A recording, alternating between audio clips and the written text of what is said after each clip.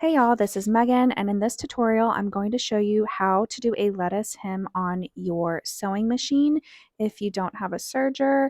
It's not going to give you quite the exact look, but still super cute if you don't have a serger on hand. You're going to use a narrow zigzag. I like to use 1.4 width and 1 length, and you want the zigzag to go over the hem, and you can see here, I'm not pulling the fabric at all through, and this is just so I can show you the difference.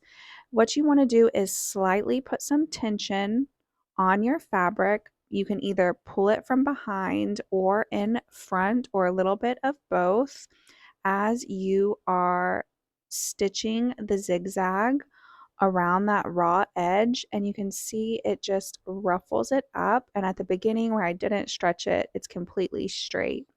So my biggest tip is to practice on this a scrap of whatever fabric that you're using so you can see exactly how much tension you need to put on whatever fabric that you're using. It all is different depending on the weight and stretch of your fabric.